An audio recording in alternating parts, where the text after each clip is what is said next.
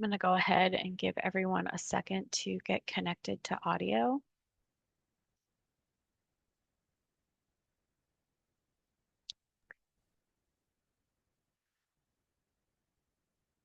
Okay, well, hello everyone, and welcome to today's virtual interactive panel discussion brought to you by the Indiana chapter of ACHE.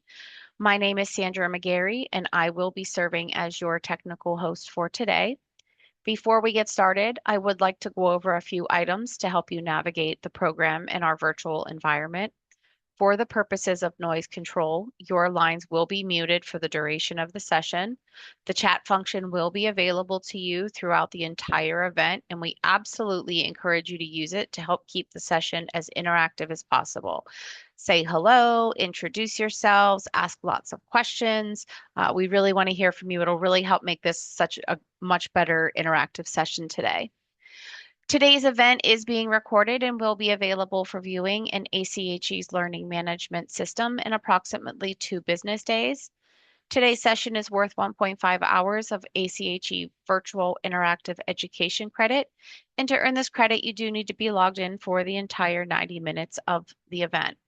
All attendees who meet this requirement will have their 1.5 Virtual Interactive Education credit applied within 2 weeks from today's event. I will be placing the evaluation link in the chat box and encourage you to complete it and give us some feedback before we close out today's session. So to begin, I'm going to turn it over to Angie Stevenson with the ACHE of Indiana. Thank you, Sandra, and welcome everyone to today's virtual panel discussion hosted by ACHE of Indiana. We always want to begin by giving a very warm thank you to our generous 2026 ACHE of Indiana sponsors. Their support is what continues to make programs like this possible. So we have 3 platinum sponsors, Blue & Co., HEPE, and APS Medical. Our gold sponsors, Cornerstone, Access Telecare, and Chart Pro. We have our silver sponsors, the MS in Healthcare Management Program at IU Bloomington, ARC Design, Beacon Health System, and CapTrust. Our bronze sponsors, Hagerman, Champlin Architecture, and Krieg DeVault. And then our education sponsor is Indiana University South Bend. As always, so grateful for their continued partnership and commitment to our professional development and leadership growth in healthcare. I'm excited to introduce our moderator, Michael Alessandrini, CPA, MBA, a director at Blue & Co. LLC. Michael? Thank you, Angie. Looking forward to our discussion today. Just to reiterate, if you have questions, please put those in the chat. I've got them up on my other screen here. We'll be monitoring that as we go and try to get those questions answered in time. As we head down the finance rabbit hole, if we get way too in the weeds today discussing, and there's terms you don't know or terms you're not sure how maybe Dan versus Brian's using them, go ahead and add and ask for that, and we'll make sure we clarify that. So I've got 3 distinguished gentlemen with me that are going to serve as our panelists today. I'm going to give you a quick introduction and ask each of them to introduce themselves and tell us a little bit about their organization. And first, we have Dan Parker. He is the Vice President of Finance at Beacon Health. Dan, do you want to say a little bit about yourself and your organization? Sure. Yeah, I'm Dan. I'm the Vice President of Finance for Beacon. Beacon is about a $2.3 billion net revenue organization. We have 6 hospitals in Indiana and then another 4 in Michigan, and in the neighborhood of 1,000, 1,200 employed providers up in northern Indiana and southwest Michigan. Right, thanks, Dan. And next we have Scott Riggs. He is the CFO at Meridian Health Services. Same question to you, Scott. Take a moment, introduce yourself, and tell us a little bit about your organization. Sure. Yep. Scott Riggs, CFO for Meridian Health Services. We're based out of Muncie. We started out as a community mental health center back in 1974. We've evolved into social and physical services, touching about 60,000 Hoosiers in 71 counties across 87 facilities. We've got about 1,100 employees, of which about 10% of them are providers, MDs and NPs, providing psychiatry, family practice, internal medicine, OBGYN, pediatrics, dentistry, and our school-based clinics. All right, thanks, Scott. And finally, on our panel today, we have Brian Shockney.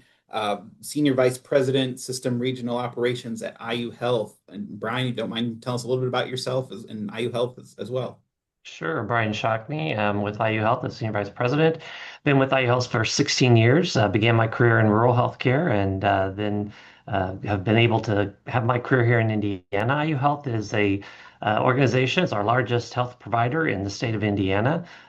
We also are the largest, our academic health center and medical school partnership. We're the largest medical school in the nation, which makes our mission not only serving Hoosiers and improving the health of Hoosiers, but also making sure that we're providing the next generation of caregivers.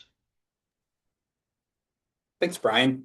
Well, for our first question today, as you think about, we'll keep this kind of local, but as you think about healthcare finance in Indiana today, real simple, what keeps you up at night?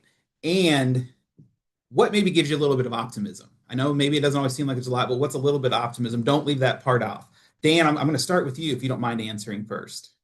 Sure. Yeah. I'll try to remember to not leave the optimism part out because it's easy to do.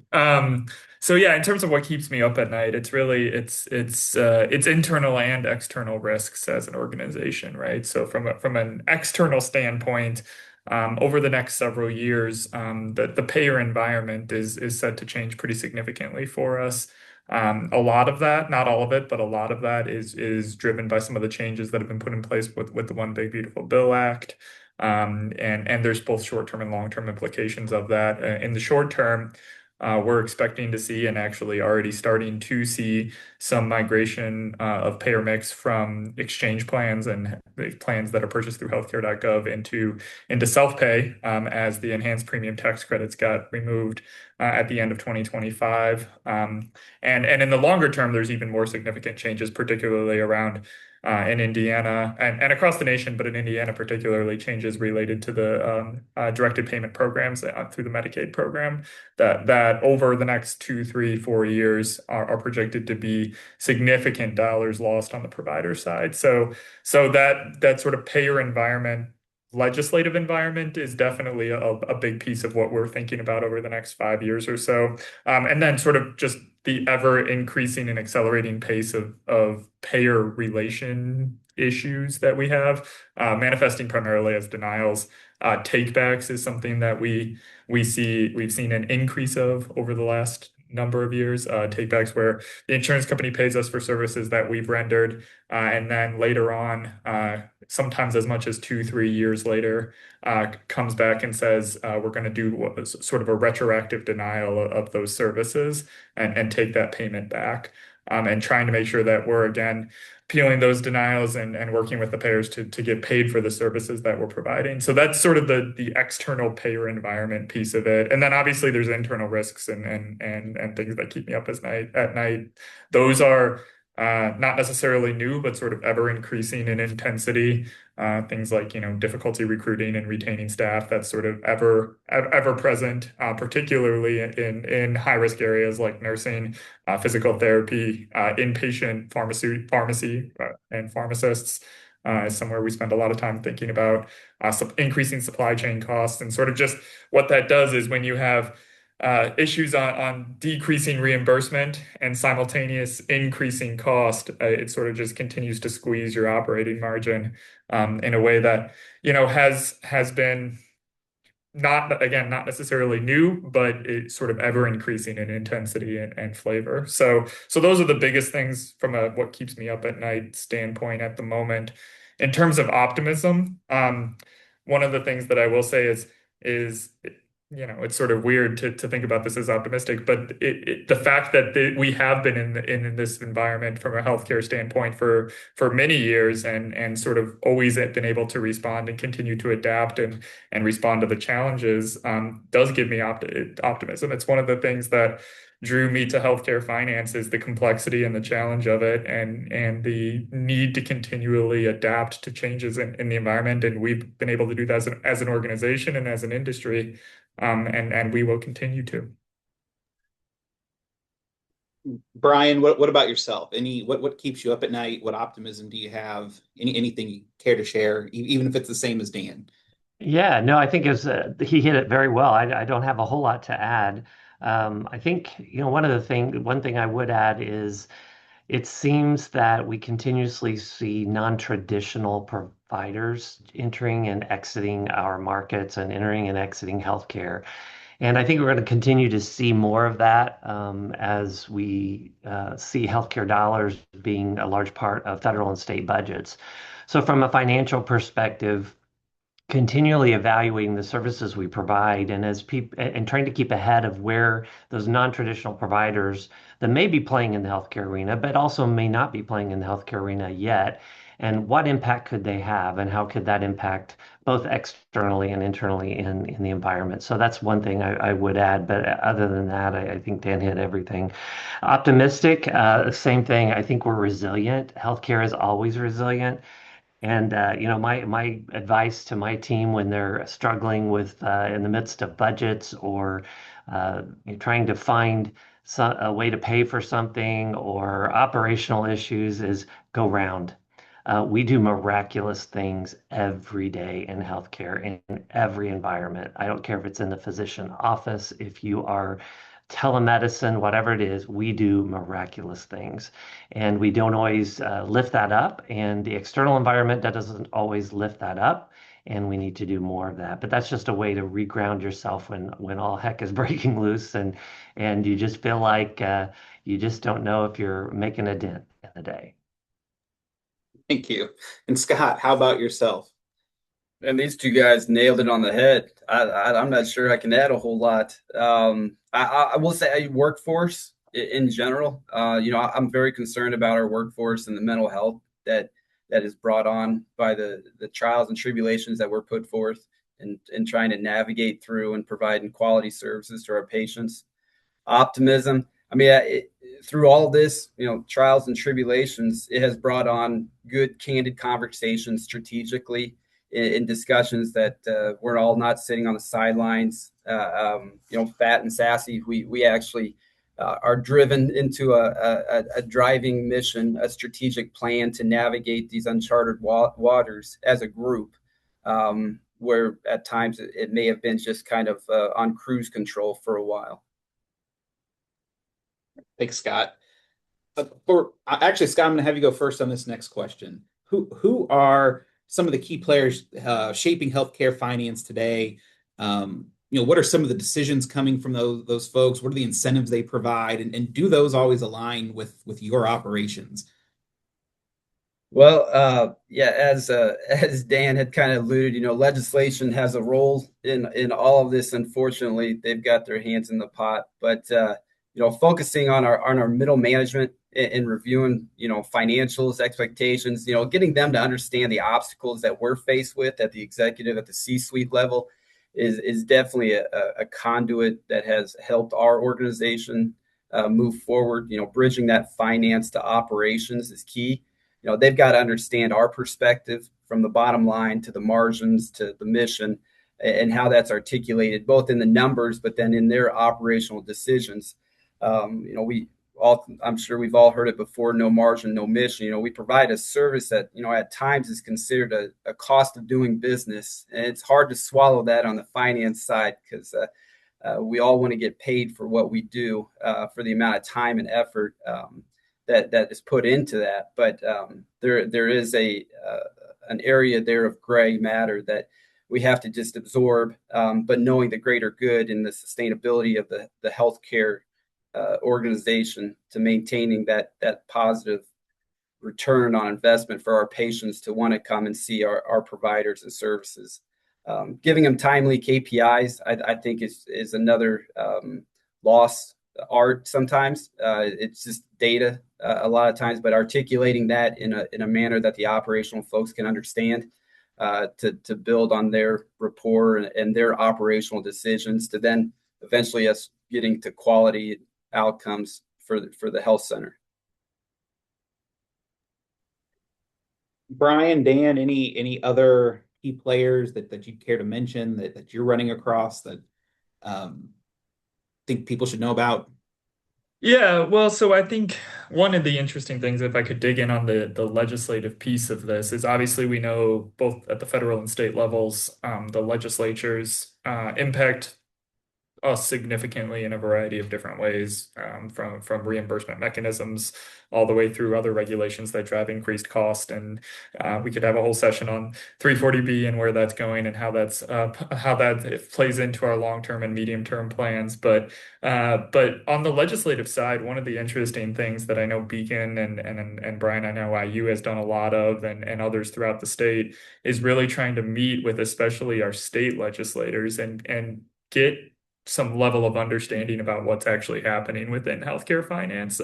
There's the reason for this question, right, is that there's a lot of players out there, and there are a lot of layers to the healthcare system, and I think sometimes it's easy to point at healthcare providers, or it's easy to point at this other part of the industry as the reason why healthcare costs are so high, and really trying to get the legislators to understand, no, this is how the money actually flows through the system. And here's the role of health insurance companies. And here's the role of pharmacy benefit managers. And here's the role of brokers for insurance plans. And here's the role of all of these different players within the industry, and how that complexity adds layers of cost into our industry. So it's really, I know we've done a lot of that as an organization, just trying to build an understanding of it's not a simplistic market, and trying to solve complex realities with simplistic legislation is a recipe for problems ultimately that will lead to changes in the way people receive healthcare, and as Brian, as you said, the way people experience some of the miraculous things that we do as organizations. So in terms of who are the people shaping healthcare financing today, at least on the legislative side, we've spent a lot of time trying to just make sure that there's a level of understanding, and I know ACHE and IHA and others have done so as well. Yeah, the only thing I would ask is, I think everyone probably on the call realizes the different incentives. Everyone comes at it from their side, whether it's government payers, private payers, employers, financial leaders, data analytics. I mean, everybody's coming at it from a different lens. And while I would, on the optimistic side, while I would hope everybody could come together, everybody has such a vested interest in their organization and their positive outcomes. We are where we are because I believe we've morphed over time. I've been in this business since 1985, and when the Balanced Budget Act and the Reagan administration came through, and we thought the world was ending, but as you look at those key milestones in healthcare, it really has created these different incentives for the different constituents. And so instead of being able to come together and try to come to an agreement on outcomes, it's almost to the point where one constituency group or stakeholder group advocating for their best interest, which they should, is going to harm another piece or another stakeholder group. And that's unfortunate that we've got to that model. But I think, legislatively, trying to help our legislators understand this complexity, but most importantly, our patients. How do we help our patients understand these complexities and make it easier for them? Because at the end of the day, they're the ones the legislators are going to listen to the most. They're the ones that are going to vote with their dollars and their feet in the end in the business community. So, the complexities are very difficult, and the incentives are just not aligned. But I agree with all that, with especially the advocacy side.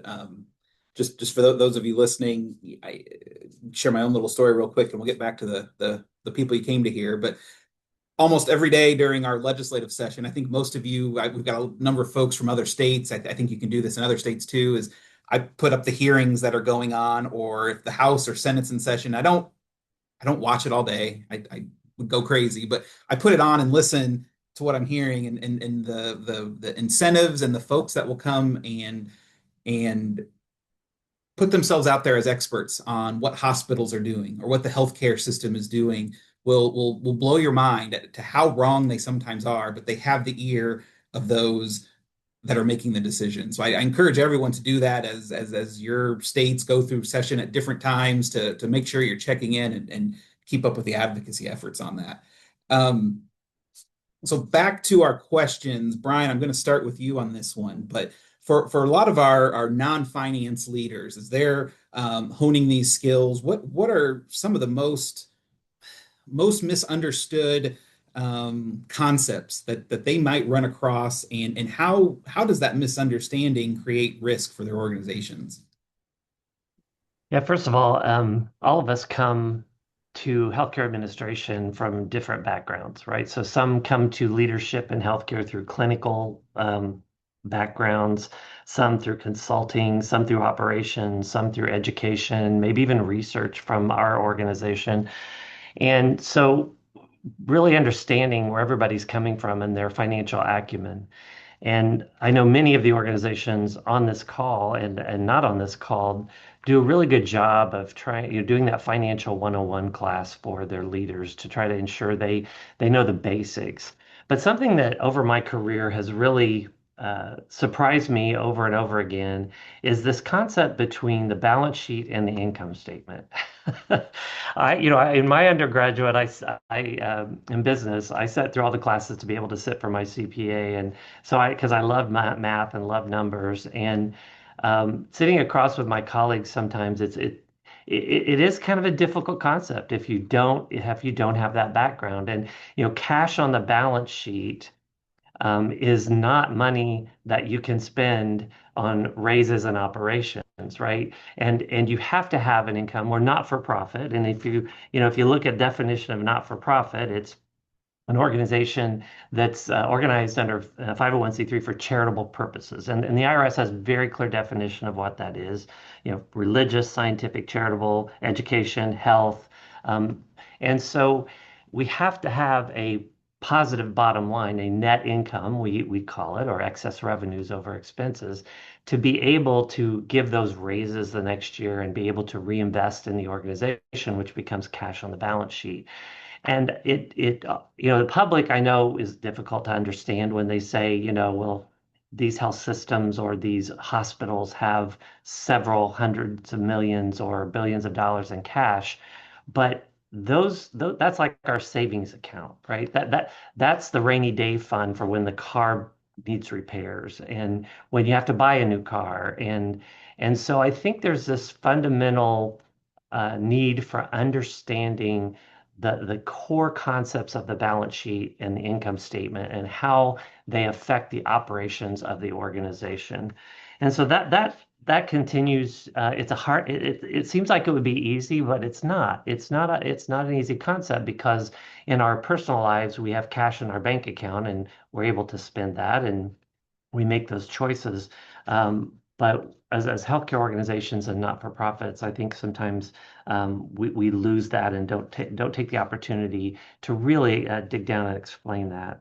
And then one thing I would say from a solution standpoint is, as healthcare organizations, we've been slow to adopt real tacit and clear operational metrics and adherence to metrics. So lean to make principles, really focused on our metrics and how we're performing from the very front line all the way to the board of directors in the organization. And while we've had many fits and starts, we can look to our industry friends who are in other industries who have done really well at this. And if you look at their performance, financial performance, operational performance, customer service performance, they do well year over year over year, no matter what gets thrown at them in the economy. And so I think that's something as a solution approach we at IU Health are really serious about. And I think from operators, we need to be very clear and put management systems in place that really allow our leaders to succeed by knowing on a daily, weekly, monthly, and annual basis what's expected of them and how they're performing.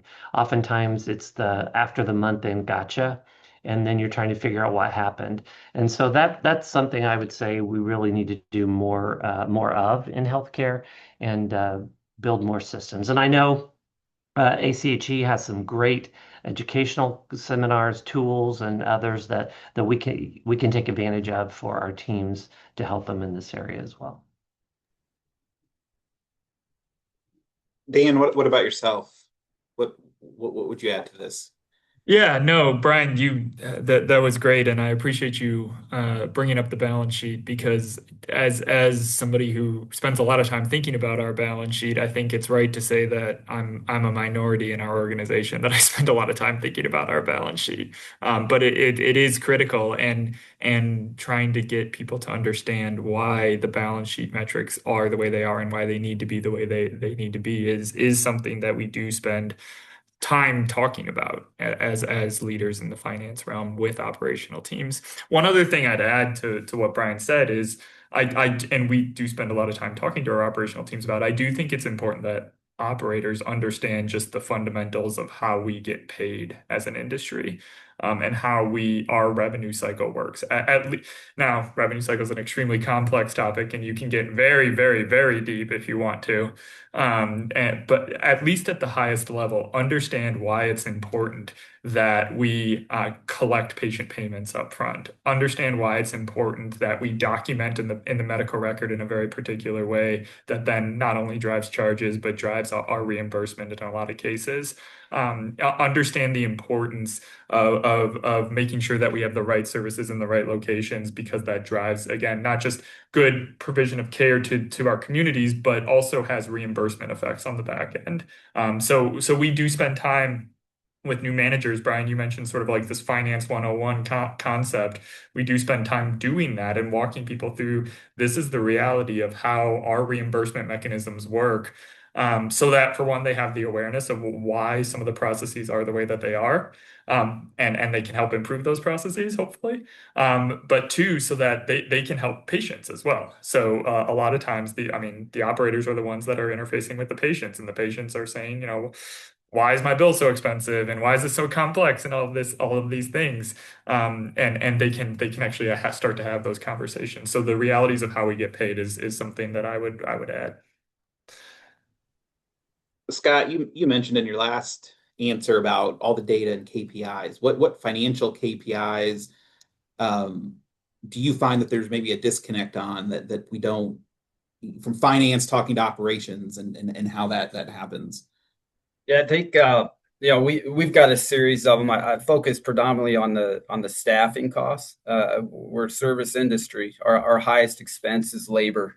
So knowing, comprehending or helping interpret, what that staffing cost impacts the bottom line, and how that's, determined by the revenue per FTE, benefits per employee cost.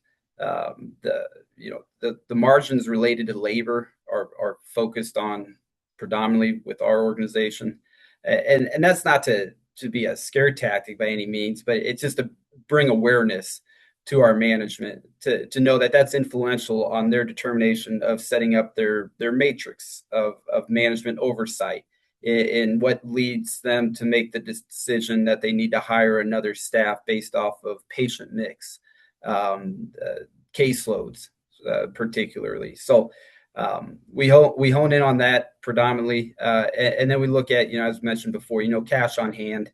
It's not a direct one-to-one per department, but we help identify, okay, what that department particular attributed to the influx or decrease in cash for the month.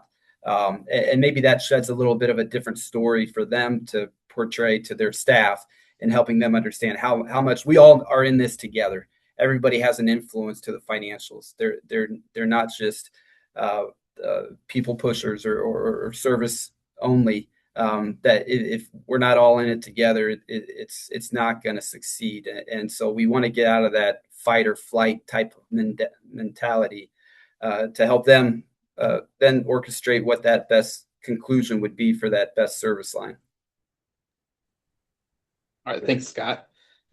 You heard a whole bunch of terms in there. I've got three I wrote down that we're going to ask on the next question. But when we talk about operating margin, cash on hand, liquidity, what has changed in when we think pre-pandemic, and you think of those terms, and now when we look for all the uncertainty you just talked about and your introductions, and what's keeping you up at night, how have those types of financial metrics changed, and how do you kind of reconcile the difference from pre-2020 to now in 26, looking out to 27, 28, and 29. Scott, I'll let you fire off first. Yes, I mean, Dan hit it with our net revenue adjustments continue to be getting smaller and smaller while the increase in costs continue to go up. So the margins are getting smaller. They're slimming down by the day, and we're going back to pre-pandemic where it was a struggle for a lot of health centers.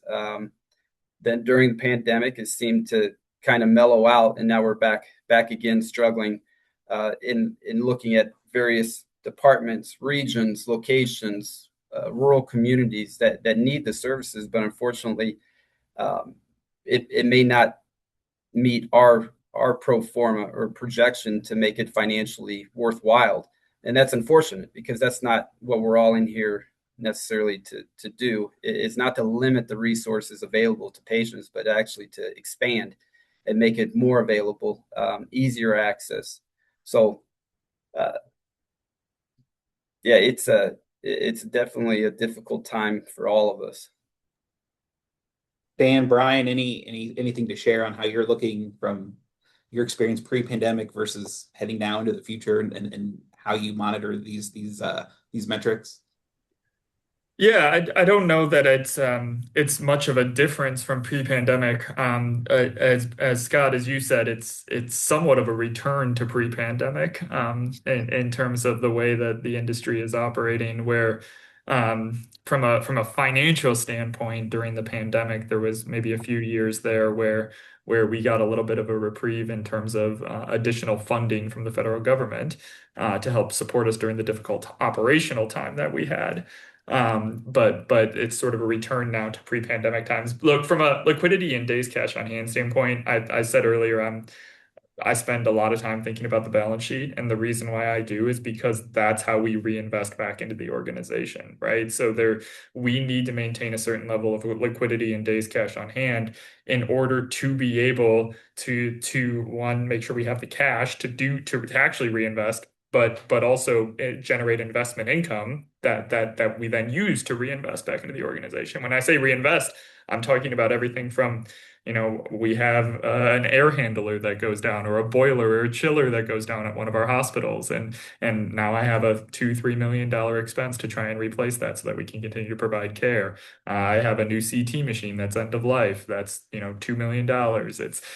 So all of sort of the keeping the lights on kind of capital reinvestment that needs to happen in order for us to continue to provide the services that we are providing, and then also continue to grow and expand as an organization and provide additional services to the community. That those investments can't happen without the balance sheet being strong. And so from a days cash on hand liquidity, and then also a debt capacity side, sort of on the other side of the balance sheet, we spend a lot of time making sure that our metrics and our ratios are in a good, solid, manageable state so that we can continue to reinvest sort of in perpetuity. I have nothing to add. They covered it well. Excellent. I will pause from the Q&A for a second, just to make sure all of you listening at home and at the office, please ask questions. Please send some questions in. We are monitoring that. If we get questions, we'll try to get to those right in time. We'd love to hear what questions you have from these answers, and keep putting these guys on the spot so we can get some good hard-hitting answers from them.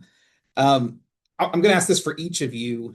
Dan, I think I'll have you go first, but tell us a little bit. You introduced your organization at the beginning. Tell us a little bit about your payer mix.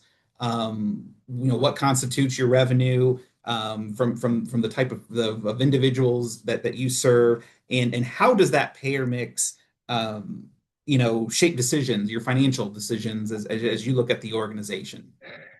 Yeah, absolutely. So payer mix shapes a great deal about how we think about financial decisions as an organization. So our overall payer mix is we're about 70% governmental payer, so 70% Medicare, Medicaid, and a further 5 to 10% ish self-pay. So that means we're in the neighborhood of 25% commercial, 20 to 25% commercial. And that payer mix drives a certain level of capability from a financial standpoint in terms of what services can we provide, where can we provide them, and how broadly can we provide them. But what's really driving a lot of our conversations now is the shift in payer mix. And that's being driven by a lot of different factors. Two or three of the primary ones being we not just we in Indiana, but we across the nation have a aging population. So we know the baby boomers are aging. More and more of them are turning 65. We also know that our population is living longer. And so we have a greater percentage of people over the age of 65 getting on Medicare. And we're seeing that in our numbers. Every year, our payer mix continues to shift more and more towards Medicare patients, which stresses us as an organization because of the payment rate of Medicare relative to the payment rate of other payers. So that's one trend that we pay a lot of attention to, and we forecasted that out with some of our partners from a strategy standpoint in terms of where that's going to go and what does that mean for us from a reimbursement standpoint. The other thing that's driving this shift, which I mentioned at the beginning, is legislative changes. So one big beautiful bill is driving a number of shifts in payer mix, primarily away from insured patients towards self-pay patients. And one of the things that we try to emphasize with not just the financial team, but the operational teams is that self-pay patients, we know we're going to have them. They come into the emergency room, and we're going to take care of them as a nonprofit organization. That's our mission. But by and large, we don't collect in terms of reimbursement on those patients. So most of those self-pay patients ultimately become write-offs for us as an organization. And again, the more you have shifting into that self-pay category, the more financial stress you have on the net revenue deductions and ultimately on the bottom line. So the payer mix shift is definitely something we spend a lot of time talking about as an organization. Brian, would you mind telling us a little bit about the payer mix at IU Health? I know that's maybe a loaded question with how spread out across the state you are and all the different operations you run, but if you'd share that with us and how that impacts the same things Dan's going through. Yeah, we're not a lot different than most in Beacon or any other system as far as our payer mix. What I will say is, IU Health, because of our size, we provide for the largest portion of Medicaid in the state of Indiana. So more than any other Medicaid patients come to us. And so I want to focus a little bit in that area because as Dan mentioned, the One Big Beautiful Bill and some of the legislation that has occurred has really affected coverage for those who need it most, and also the payments related to Medicaid. And so that when you're an organization that relies heavily and provides care for the majority of the Medicaid recipients or any one payer, no matter if it's Medicaid or any other payer, any slight changes can really affect how you operate your business and how you look at it. The dichotomy here is that our caregivers and our operators are payer agnostic, right? Patients come to our ED. We don't know their payer status, and we don't look at their payer status. Patients call, hospitals from all over the state and even from the nation will call in at our transfer center and try to send patients from their emergency departments or their hospitals or their clinics, and we don't look at payer status. So what happens at the macro level affects you at the micro level. And so as operators think about that, we don't want to get into that, right? We don't want our providers in the office thinking about this patient in front of me and what insurance do they have. What we want them to think about is care for the patient. So from a financial perspective, we want to be sure that our operators and all leaders actually understand the macro effects and how then they have to retool operations, how they have to be very focused on length of stay. They have to be focused on readmission rates, put programs and services in place that support our patients, as Dan was saying, that are now turning to these self-pay patients. it affects them, their life savings, their credit rating, ability to live and own houses and those kinds of things. And how do we make sure that they don't come back to our services, that they get cared for post care from us, so that we don't have a loss in financial, payment, but also more importantly, they don't have a bill to pay as well. So I think that's a key that we've continue lesson that we continue to have conversation about, that how that macro level and those decisions really affect how we operate the business.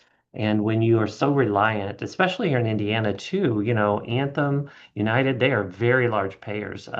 They have very large coverage, more so than any other, private insurer in Indiana. So what they do and how they behave or pay or what also affects us as well. So keeping that communication out in front of our leaders, keeping them away from the patient in front of me, and what kind of insurance do they have, and treating them for their condition, but then making sure they're aware of how they have to retool operations based upon what's going on in the macro environment. And finally, Scott, why don't you tell us about your payer mix, the populations you serve, and again, how that goes into decision making you have to make. Yeah, so as Brian and Dan both stated, we do have a very similar payer mix, predominantly serving Medicaid, Medicare.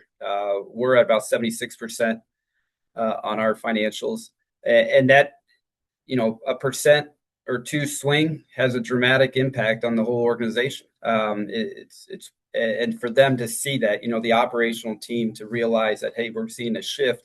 We don't necessarily always see it on the financial side until the end of the month sometimes, if we're not watching those revenue streams come through daily, as Brian mentioned, or weekly, or getting that information readily available at our fingertips to know if we need to pivot in the month, which is very hard to do, but at least we can forecast what we expect by the end of the month and into the fiscal year of what we anticipate seeing those shifts be. So, each one of the gentlemen have hit on some high notes at the frontline staff, getting them to understand, how important it is to receive that, the patient information for enrollment, and then having an outreach navigator involved in that. So it really takes a team effort.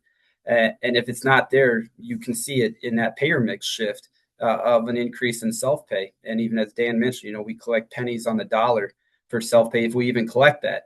And there's no, none of us are in the business of going into collections to try to enforce some type of payment for the services that we provide. So a lot of it falls to the wayside in the as I mentioned before, cost of just doing business. But we look, when the payer mix starts to shift, we start to entertain the idea of partnerships, exploring opportunities with other health centers that can provide comparable services outside of our range. We can't provide all services to all of our patients, but and we know that. So engaging with other partners to, as we've kind of forecasted already before, is to work together cohesively to provide the best quality of care for that patient, no matter what organization you work under. Okay, we'll get away from payer mix for a moment, but we'll come back to that. I have a feeling in some of these follow-up questions. If you look ahead 3 to 4 years, what are some of the biggest financial levers that are out there that are shaping your outlook, that are on the horizon for you? And they're bonus points if you don't say the big beautiful bill, because that's the elephant in the room, and that's fine if that's your answer, because there's a lot in there. But if there anything else we should be paying attention to outside of that? Scott, you're already rubbing your head, so you can go first, and you can take that. I guess you get into the topic, the value-based care, the quality measures. We're getting hit hard on those two areas of concentration, both on the payer side and the state side. Whether they understand the quality or not, that's up to argument. But eventually we're going to be getting to that point one day, one beautiful day. Maybe it's at that 4+ years, but maybe it's sooner. But for us internally, is focusing on what matters to us on quality side, whether it's the HEDIS measures or some other type of measurement being used by the payers, is understanding and mirroring what those contracts are focused on, and then projecting, how do we get there in the near future.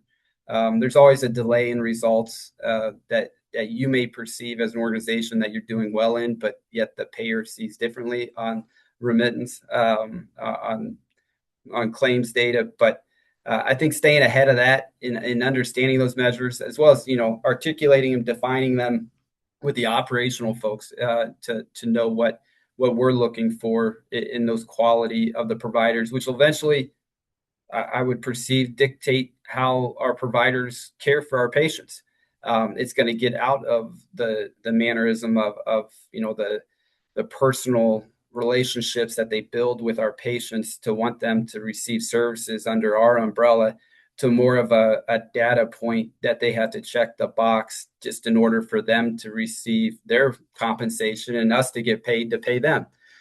So it's trying times, but if we can take the time to understand it now, in 4 years, we'll all be better off in understanding how to receive reimbursement. Brian, Dan, anything to add to that? Anything you're paying attention to that everybody else should be?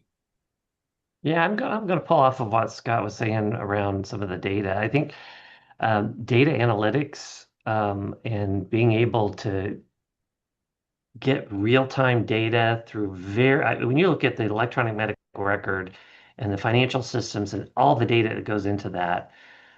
I don't know about all the other organizations, but I can't imagine not any different from us that a data analytics team member, position, job role, 15 years ago, we never heard of it. And now there's one for every department and every vertical in the organization. There's several, it's a whole department around them. So, this concept of being able to know how your quality metrics are performing on a daily basis, how the organization is functioning operationally, that's really where I see the future. And we're seeing it in the EMR vendors.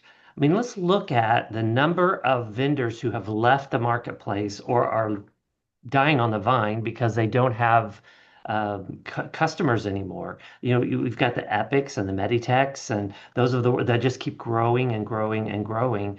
And why is that? Because they're able to provide those data analytics, those reports, integrate everything into one area, make it easy, uncomplicated, connect to patients so they know their data as well. So I think that whole piece of data and being able to utilize it to have better operations, but also to make sure patients have accurate and reliable data, and our caregivers know minute to minute that patient in front of them. All the AI and predictive analytics. Is this patient of risk of a heart attack in the next 10 years? I mean, we're starting to get to that level. So what do you do with that as an operator, as a financial person, to invest in services that will prevent that heart attack from occurring in that patient? So the more data we get, the more choices we have to make around what we do and what we fund. And so I think some of us, this was a great question for me to reflect on, actually, and it really brought me to the point where I feel like this whole data and analytics, risk-based contracting, all of that is really a big piece of our future. Dan, I'll let you close. Yeah, it's so the data piece, Brian, is absolutely critical. So if I think about the areas that impact our income statement and our balance sheet, there's four main areas, right? So we have gross revenue, net revenue, labor expense, and non-labor expense. And data and making data-driven decisions in those four areas are critical. So on the gross revenue side, using data and market analytics and trying to figure out where the right place to invest is to grow the business and see top line revenue increase. On the net revenue side, using data to drive revenue cycle improvements, reducing denials, making sure that we're getting authorizations and real-time eligibility checks and all sorts of things to make sure that we're ultimately going to get paid for the services. On the labor expense side, labor, as I think Scott, you said earlier, is 55% or more of our overall expense structure. And so how are we making sure that we're utilizing data to drive efficiency in labor? So where are there hard to recruit positions? Where are we overutilizing temporary labor that we could, if we rethink about the way that labor is structured, we can definitely make an impact there and hire more people. We're also getting into things like real-time productivity management, where it's looking at who is where within the health system, and how do we make sure that the right people are in the right place to take care of the patients, and we're not overstaffed in one area or understaffed in another. So again, very data driven. And then obviously non-labor expense is heavily driven by supply chain. And how do we make sure we're utilizing data to more effectively negotiate with suppliers for pricing increases, but even beyond that, or for pricing decreases and improvements, I should say. But even beyond that, how are we making sure we're utilizing inventory effectively, and we're not keeping more than we actually need on the shelf, and obviously providers have what they need when they need it to provide it to the patient, but we're doing that in a cost-effective way. So yeah, I would definitely build on across all four of those areas. Data and making real-time data available to the people who need to make the decisions is critical to our short and long-term success as an organization. Excellent. For our emerging healthcare leaders, or at least those that would not call themselves senior, the non-senior, that maybe they don't have quite as much gray as I do in their beard or coming into their hairline. What are some financial fundamentals or financial skills that years ago would have been nice to have, but really now it's just essential? You really need to understand whether they're concepts or fundamentals or skills. What are some of those now that pretty much come up in conversations and topics all the time? Brian, do you mind going first? I'm going to give you a pretty short answer because I'm not sure there are any that are not important. Unfortunately, I think they're all important.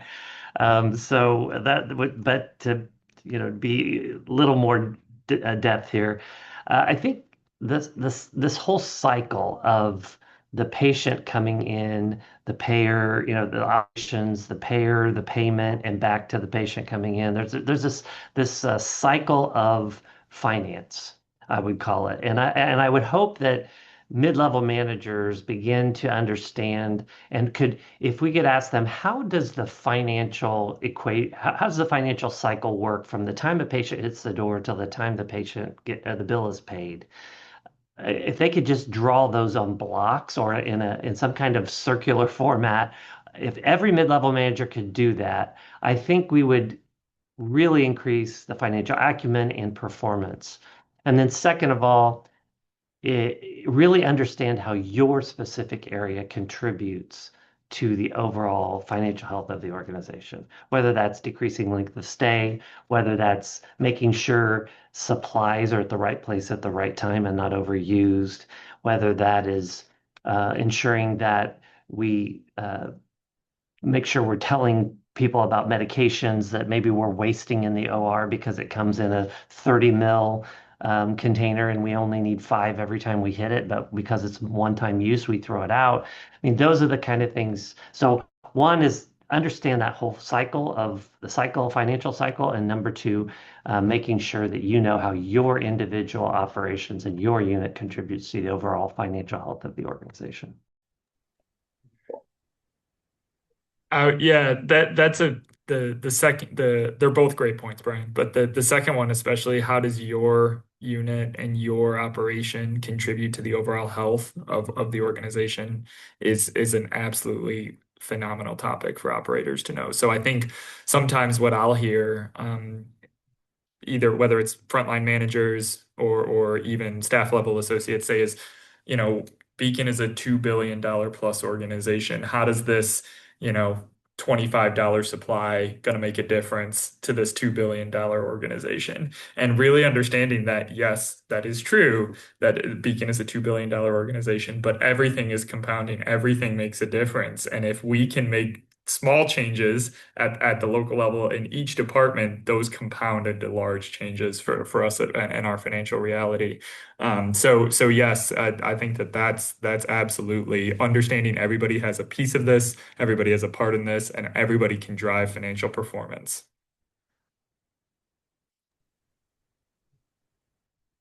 Scott, can I get your opinion Yeah, on I this? share the same opinion I with see. Brian and Dan. Process improvement is a big coined words that we use here. We have a lot of project plans going on. We always find, what would I do better type of situation. And I think, those mid-career healthcare leaders,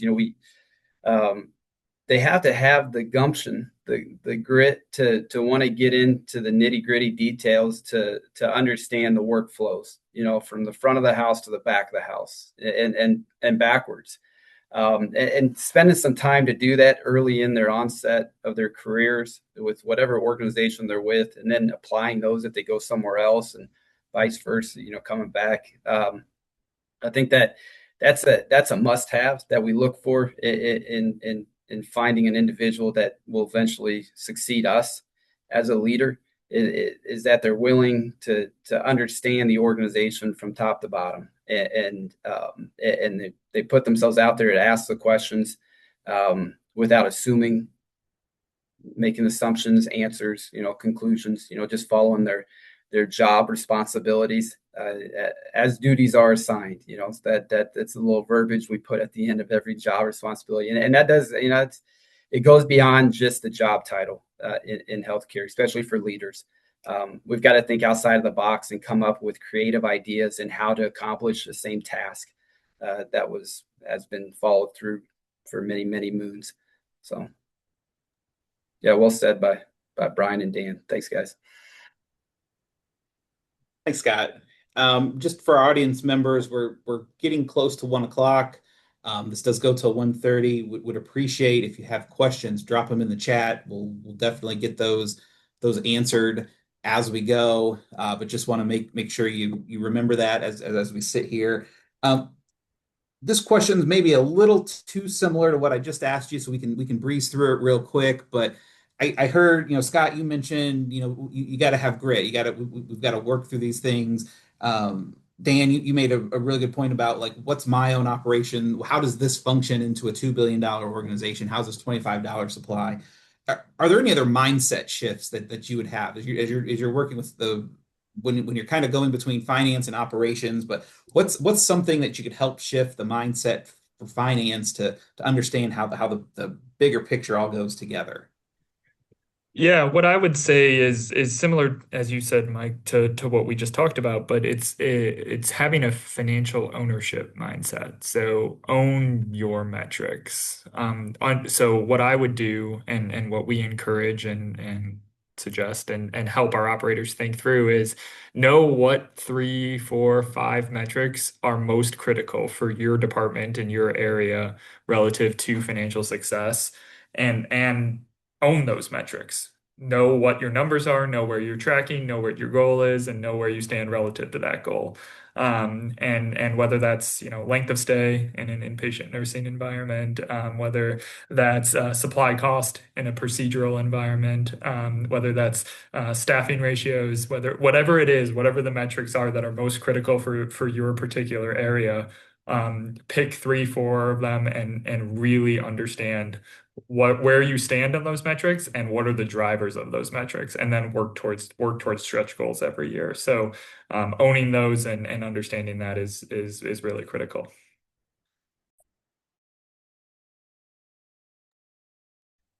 Scott, Brian, anything to add? I know we kind of have answered this a little bit, but anything you'd like to add to that?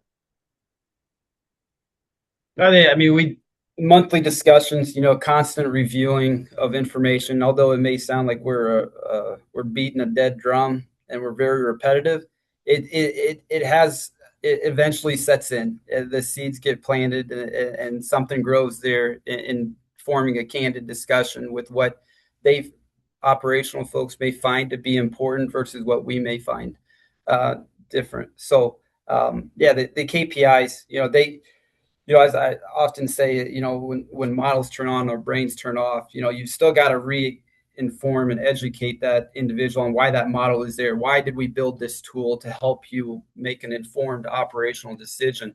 And if it's not useful, then we're just wasting time and energy. So let's find out what is important to those individuals that are outside of finance, and we will build that utility to help them in the future. So open dialogue, can't have enough of it. Yeah, and I would, somebody, I don't remember where this came from, so I can't give credit, but profitability equals value delivered per patient experience. And so I think if we look at every patient experience, sometimes we as operational leaders or nursing leaders or our clinical leaders, we think about it's all about volume, right? And that game is no longer there anymore. There is some volume we want a lot of. And so I think it's about value at every patient experience.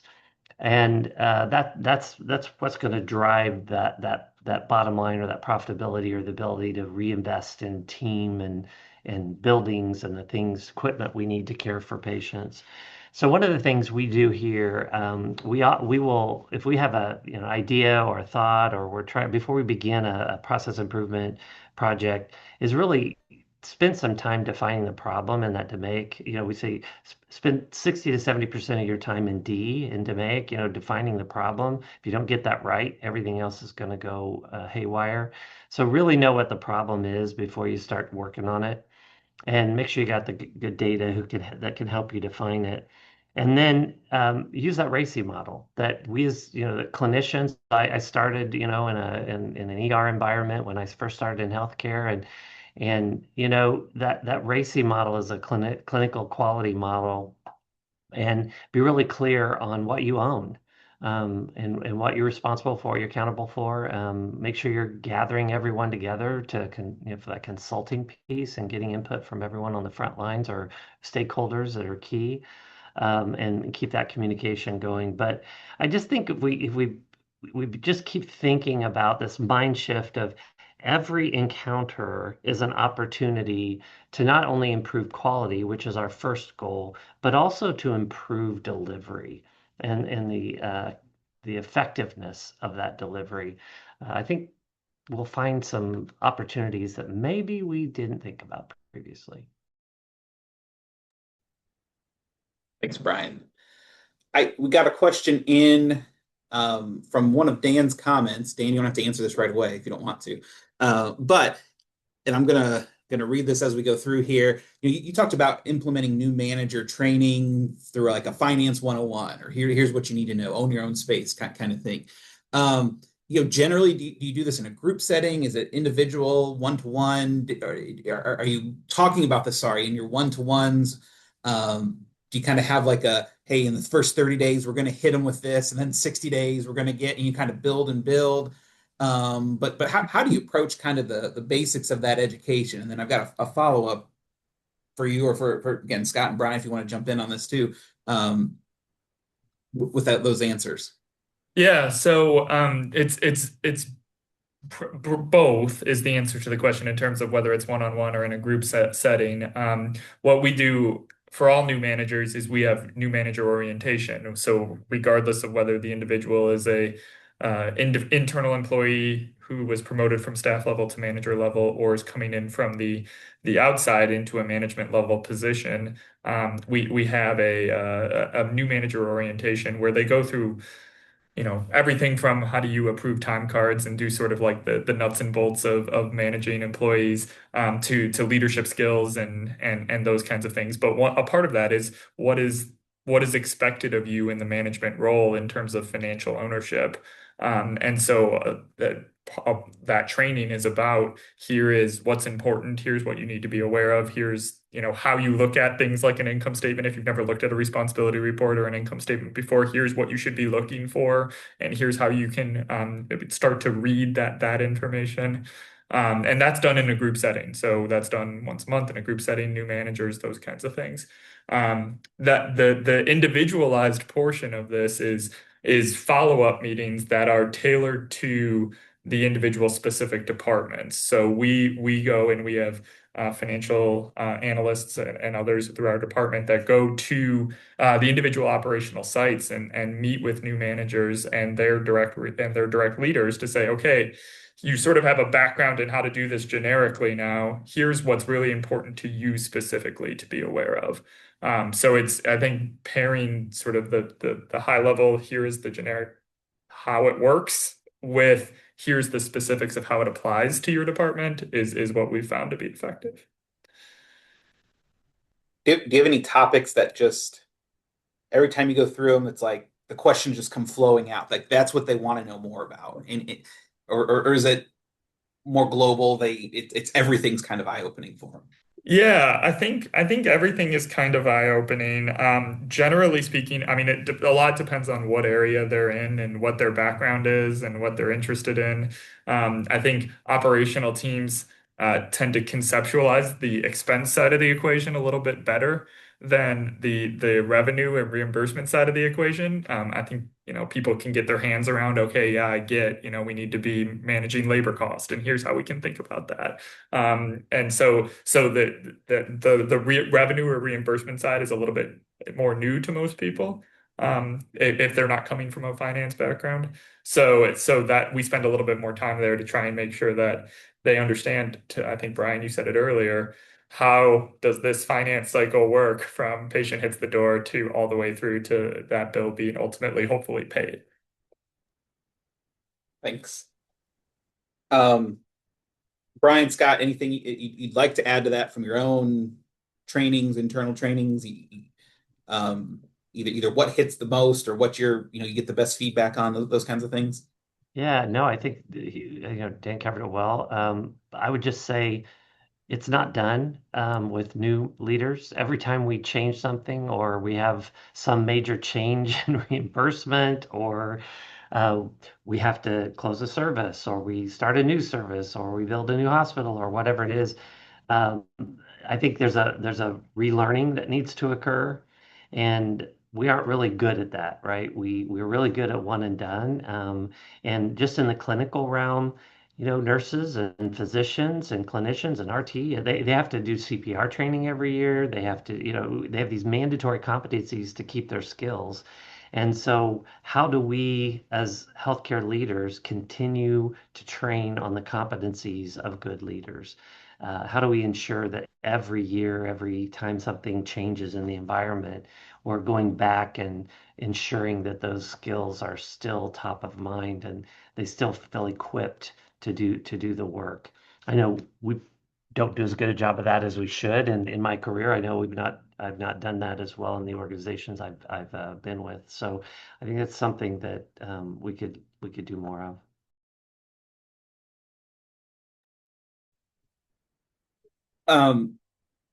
Got another question in. We talked a little bit about managing productivity, and somewhat along with that comes with managing capacity. What are some examples of strategies you've had to implement to deal with whether it be increases or decreases in capacity, and how do you handle that within your workforce? If you've got any concrete examples, that'd be great. Is what they're asking for at the moment. I think that real-time data analytics, giving them provider information on patients served, no show, different metrics that we use to help evaluate how the practice is performing in its day-to-day routine. If they can get that in their hands and they entrust in the information, because that's the other obstacle that we deal with, is that the data provided is not correct or it's inefficient. It's just, I'm seeing it on one end differently than what you guys are providing me. And then you have to spend the time and getting down into the details as far as, what they perceive as being correct versus what you're providing them on a production level model. So, it's that real time information that they want. They strive. They're eager to want to see how they're progressing it, and on sometimes it's better that they're on cruise control sometimes and just focus on what they do best at, which is providing patient care, and don't get into the finite weeds of the details quite yet. But when there's a problem, we want to address it in a timely manner as quickly as possible to see if we have the resources to help them. Thanks, Scott. No pressure from Dan or Brian on these pop-up questions that are coming in. Yeah, I don't think there's an emergency department in the United States that isn't holding patients at some time or another. And I don't know that a physician practice in the United States or a provider practice that can see all the patients that want to get in that day. And this is something that I think everybody is dealing with. So it's a great question. I like what Scott said about focus on the patient in front of you, focus on the task in front of you, and just do the best you can and keep that efficiency. And then as leader for the team members and providers, but for the leaders, how do we as leaders remove the barriers, help them see the flow, help them understand where opportunities are to improve? What resources do we need to provide to them? Do we need to recruit more providers? When there's not very many to recruit, do we need to build out some space that, for patients to have fast track and, those kind of things that everybody's dealing with. But I think this capacity issue is only going to get worse. We're not seeing more physicians coming out in the areas that we need them. We're not seeing, while nursing supply is increasing from our schools, it's not enough to keep up with demand. I think it was Scott or Dan, I don't remember who it was that's talking about Medicare, 10, 15,000 a day U.S. citizens are becoming 65 or older, going on Medicare, and I'm looking forward to that day in a few years where I have the gold card and I don't have an HSA anymore.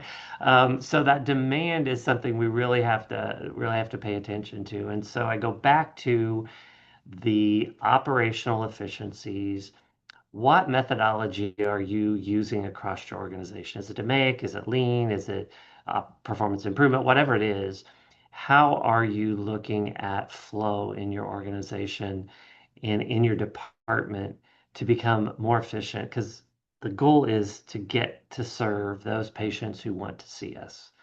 And we just have to keep focusing on it, knowing that it's maybe one of those problems that will never be solved in the short term. That as more patients go on Medicare and baby boomers are sicker, without more drugs like GLP-1s and that kind of thing, we're not going to solve this access capacity issue in a very short order. It's going to take time and maybe even years. But how do we continue to lead in those times, and how do we continue to focus on, if I can make it better for the patients today and reduce their throughput and improve their experience and each day get better, then that's a win in this environment. I had another question come in, and thank you for that, Brian. This is about 340B program. All of you participate in your own way in that program. How does the 340B program tie into your financial strategy, and how do current regulations, maybe it's kind of a hot potato at times at the federal and state level, and the various manufacturing guidelines impact the financial sustainability of 340B services that you provide? Yeah. So as you said, we do heavily participate in 340B. All of our hospitals are one way or another qualified for 340B at some level. And it is a substantial part of our financial strategy around service lines like rheumatology, oncology, and service lines that depend on high cost drugs. So it's definitely a pretty consistent topic of conversation in terms of how does regulation and things going on in the industry affect our strategy. There's been talk really for 10, 15 years or more about 340B being changed, going away, whatever. And it, it's so there's always some flavor of that out there. And so I think that from our go forward strategy perspective, that the going away, if 340B, we don't see a situation where 340B completely goes away without being replaced by something else. It's sort of that critical to the overall financial picture for not just health systems and hospitals, but federally qualified health centers, mental health clinics, all sorts of entities depend on it from a cost standpoint. So now what I do see is two things. One is it may change, and change in a couple different ways. It might morph into be more administratively burdensome. So we saw that with the pilot program that got released and then got backed away from with 340B reimbursements as opposed to upfront discounts. And so that I think will continue to gain traction of like, here's a way that we can make this more administratively burdensome to access, which is unfortunate because that doesn't help our patients. It doesn't help us as providers for sure, but it doesn't help our patients either. And then two, I could see some continuing push to reformat the way the program works, generically speaking. But in terms of it going away, I don't think there's a situation where it could go away without it being replaced by something else.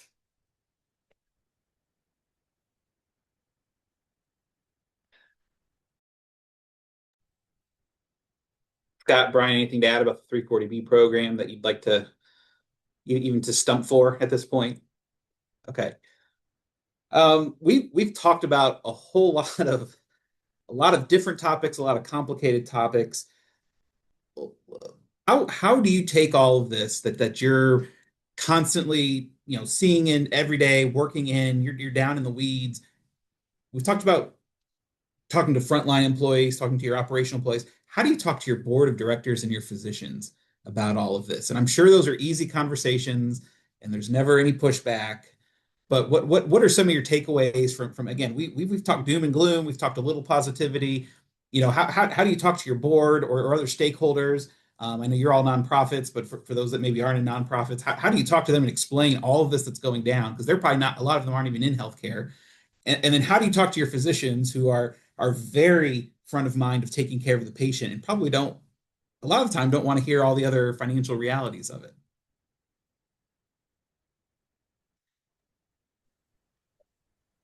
For me, it's about complete transparency. I mean, we don't hold anything back. We make sure that we give them enough information to understand the complications of healthcare in general.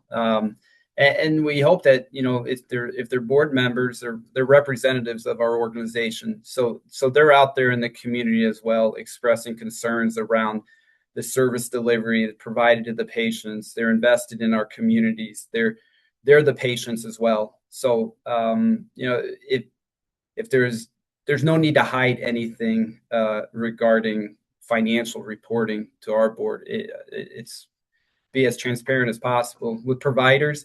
We kind of alluded to it before. It's sitting with them and talking to them about the practice. It may not be an independent practice for them.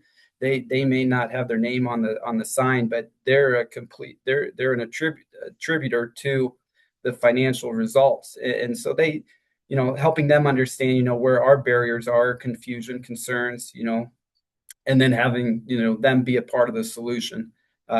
We also have, we have in service with where our providers come and talk to the board as well. So that again opens up the corridor of transparency with our board members. Yeah. Great. Thanks, Scott. Yeah, we have board members who are physicians who are board members. And so I'm going to address this in one of the same, but Scott's right. It's trust and transparency. But it's also giving them talking points because how do they are representatives in the community, and when they are asked about these things, what do we want them to say? What are the key things that we want them to say? sometimes they don't know, so they don't say anything. And so I think we have to be really we are and be really conscientious about when there is a topic or something going on in the legislature, continuously briefing them, but giving them talking points that this is what you can say. This is what we want you to say. And they appreciate that, and being a board member of other boards, I appreciate that, right? Because when silence doesn't build trust, when they're at a chamber meeting or they're at a dinner somewhere and one of the legislators or a chamber president or mayor or somebody asks them a question or business leader, so you need to equip them. And then from the provider side, those providers who are in the practices and in the hospitals and other locations, I think it's a consistent message and presentation. So what I find is if you let's sit down with the GI team and you give them their performance metrics and you're having conversation with them, if you're the practice manager or the financial leader, you need to use that same methodology and that same template for when you sit down with orthopedics, so that they begin to talk the same language. What could erode trust and what can confuse is when you sit down with one group or one specialty or one area and you say one thing and share data, and then you go to another one and you share other statistics or data. And then when they talk, they are confused. I didn't hear that message, or I did hear that message. So consistency in how you present the financial data, the operating metrics, so that everyone's seeing the same thing transparently and hearing the same thing is really key to engaging them. I don't remember who it was before, but said something about the data. I think it was Scott saying, they if they can't trust the data or your data doesn't match up, all of a sudden it's all bunk and it doesn't matter. I don't trust any of the data. And so the way to avoid that is just consistently presenting the same template and same data. Yeah, and I don't have much to add to that. Obviously, transparency. One thing I will say is that to your point, Brian, about their overlap between physicians and board members, we do make active we take active steps to encourage that, to make sure that that physicians have a voice within our organization, and that our board members are hearing from our physicians. We have a physicians governance council that advises our board on issues that are related to their practices.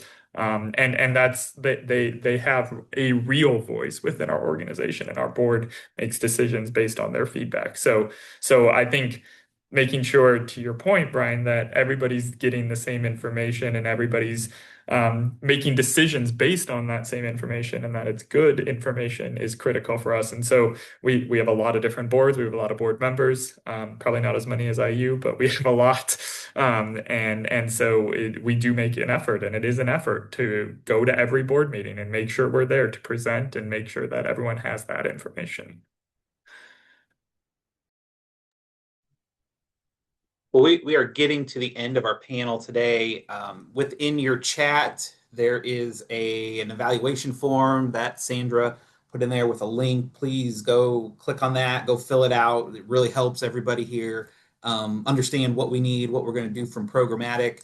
And I'm going to ask one last question. We'll be pretty quick on the answers if that's okay. I'm sure you're not dying to keep talking for a long time, but we talked about a whole lot of negative, a whole lot of scary stuff.